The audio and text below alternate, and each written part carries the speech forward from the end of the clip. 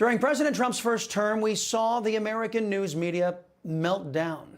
Out of hate, desperation, and fear of losing power, they printed innuendo, half-truths, and up-and-up lies.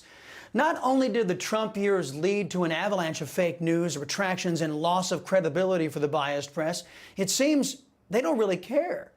Most fake news organizations are unapologetic in their pushing narrative over news, all in service to propping up the most anti-American zealots to ever call themselves Democrats in U.S. history.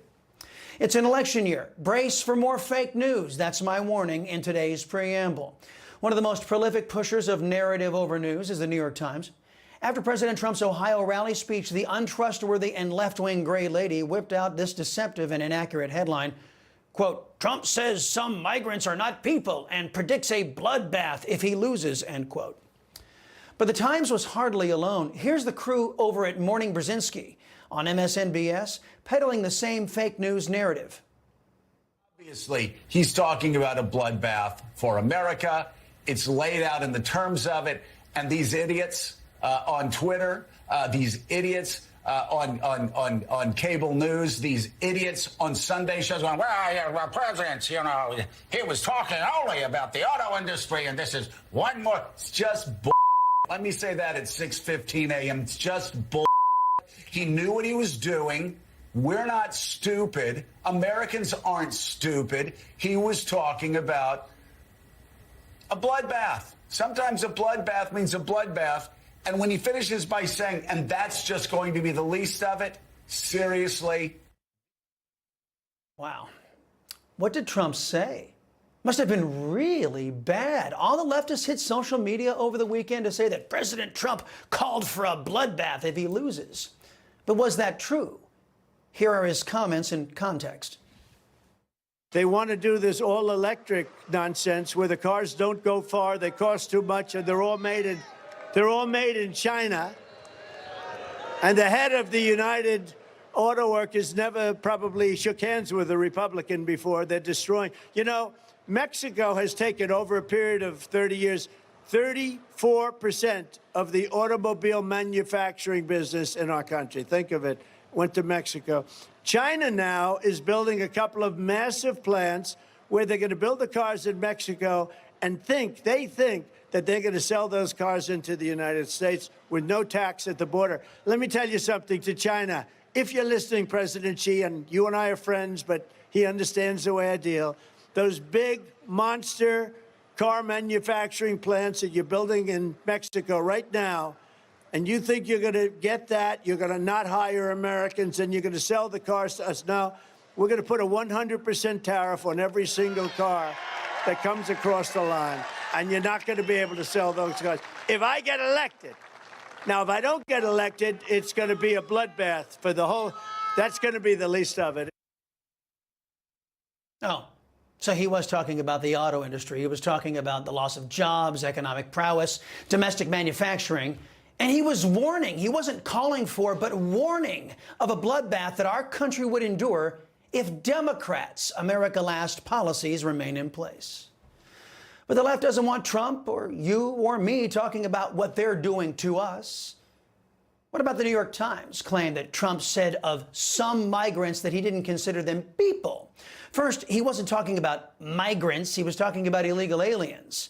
That was the first lie the Times told. But who was Trump referencing? And by extension, who were left-wing extremists defending? Listen. I would do the same thing if I had prisons that were teeming with MS-13 and all sorts of people that they've got to take care of for the next 50 years, right? Young people, they're in jail for years, if you call them people. I don't know if you call them people. In some cases, they're not people, in my opinion, but I'm not allowed to say that because the radical left says that's a terrible thing to say. They say you have to vote against him because did you hear what he said about humanity? I've seen the humanity, and these are bad, these are animals, okay? And we have to stop it. We can't have another Lakin. We have so many people. We have so many people being hurt so badly and being killed. They're sending their prisoners to see us. And they're bringing them right to the border. And they're dropping them off, and we're allowing them to come in. So he was talking about MS-13 and other bloodthirsty illegal alien criminals who are gaining access to our country courtesy of the Uniparty. And it appears the writers of the New York Times are offended that President Trump doesn't consider those vile, disgusting, murderous criminals people. You know, the Times editorial stance reminds me of another Democrat defending the honor of vicious, inhuman killers. We believe, some of us who are attracted to the political arena, to government and public service, that we're all God's children. There's a spark of divinity in every person on earth, and that we all have to recognize that as we respect the dignity and worth of every person. That's right. Democrats recognize the dignity and worth of brutal MS-13 gang members. Here's just a taste of who the Democrats in and out of the press are defending as, quote, people and sparks of divinity, brutal, vicious killers of Americans, some of their victims chopped up with machetes.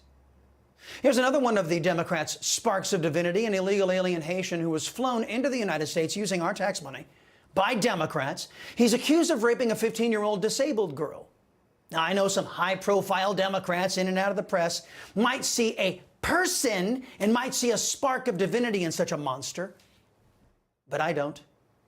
And I don't think most Americans do.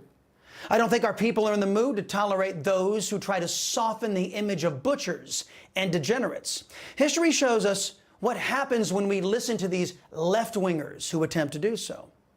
According to research detailed at the University of Buffalo, media puff pieces about Adolf Hitler paved the way for his rise. The fake news stories filled Americans' heads with positive images of Hitler. On August 20th, 1939, the New York Times Magazine published an article describing the day-to-day life at Hitler's mountain chalet. That was 12 days before Germany invaded Poland, and it was 6 years after the first Nazi concentration camp opened at Dachau. Those who don't learn from history are doomed to repeat it and condemn the rest of us to repeating it. Listening to left-wingers cost millions their lives in America's past, and the left knows it. It's why they try and cover up for their misdeeds by assigning their terrible attributes to their political opponents. Remember when the left-wingers pushed the fake news narrative that President Trump said of Nazis and non-Nazis, that there were good people on both sides? That, too, was a lie echoed by Joe Biden as a fake news predicate for his running for president. Here's what Trump actually said. What I'm saying is this. You had a group on one side and you had a group on the other, and they came at each other with clubs, and it was vicious, and it was horrible, and it was a horrible thing to watch. But there is another side. There was a group on this side, you can call them the left, or you've just called them the left, that came violently attacking the other group. So you can say what you want, but that's the way it is. But you also had people that were very fine people on both sides. You had people in that group, excuse me, I saw the same pictures as you did. You had people in that group that were there to protest the taking down of, to them, a very, very important statue and the renaming of a park from Robert E. Lee to another name. So you see, Trump was talking about people on both sides of whether or not to rip down statues and monuments.